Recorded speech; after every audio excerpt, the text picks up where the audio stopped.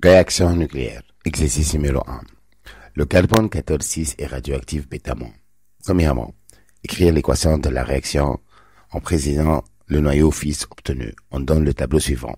N14,7, C15,6, O16,8. Deuxièmement, le carbone C14,6 est utilisé pour dater un organisme mort. La proportion de C14,6 pour un organisme vivant est constante et est égale à 0. En raison des échanges avec l'atmosphère où le carbone 14,6 est une proportion constante par rapport au carbone naturel, pour un organisme mort, l'échange n'existe plus. Et cette proportion devient dépendante du A de T. Petit a, on donne A de T sur A0 à différentes dates et on obtient le tableau suivant. 0, le rapport A de T sur A0 égale à 1, 1000, 0,884, 2000, 0,781, 5000, 0,538, 10 000, 0,29, 15 000, 0,156, 20 000, 0,841 et 25 000, 0,453. Tracez la courbe, donc, ln de A de T sur A0 en fonction du temps. Petit b, déterminer à partir de la courbe la fonction ln de A de T sur A0 égale à f de T et en déduire la loi qui donne A de T en fonction du temps. Petit c, quelle est la période T du carbone 14,6? Petit t, déterminer en utilisant la courbe la date à laquelle A de T sur A0 égale à 0,5. Interprétez ce résultat.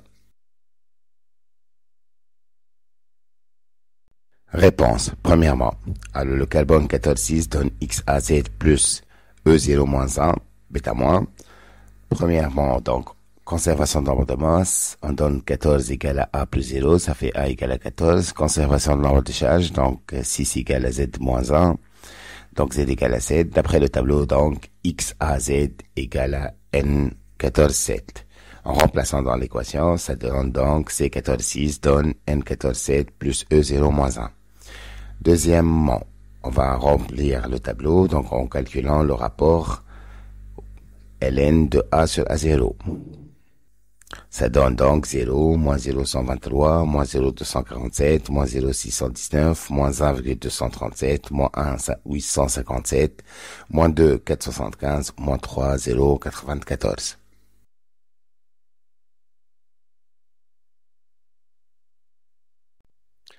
Traçons la courbe donc ln de A de T sur A0 en fonction du temps. Petit b. On a ln de A sur A0 égale à f de T est une fonction linéaire d'équation. Ln de A sur A0 égale à k fois T, où k est la pente, est égal à ln de A sur A0 2 moins ln de A sur A0 1 sur T2 moins T1.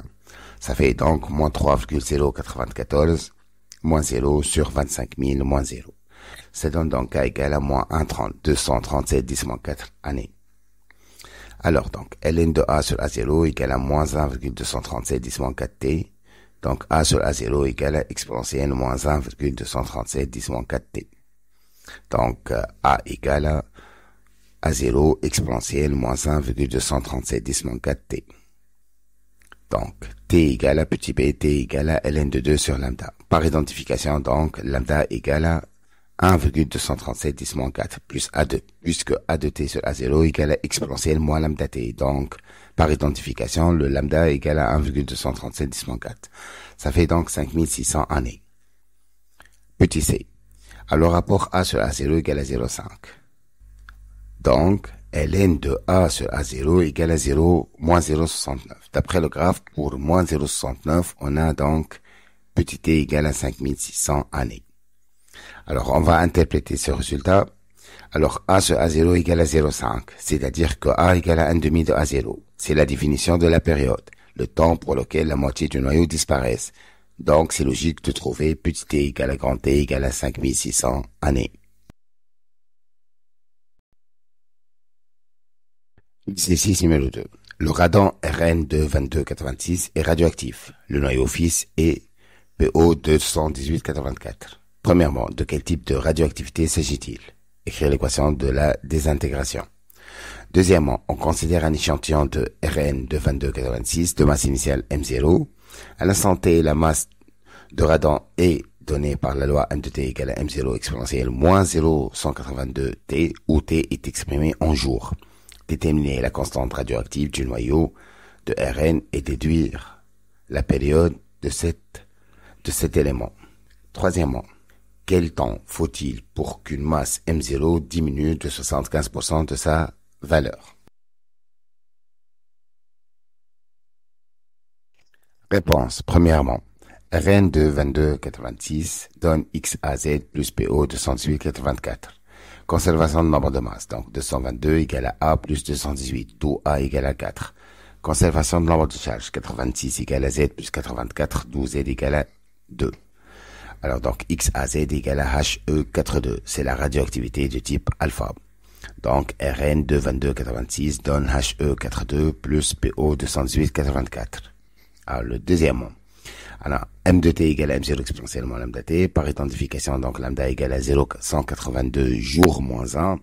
Donc T égale à ln de 2 sur lambda. Ça fait donc ln de 2 sur 0,182. Ça donne 3,8 jours. Troisièmement, alors, première méthode.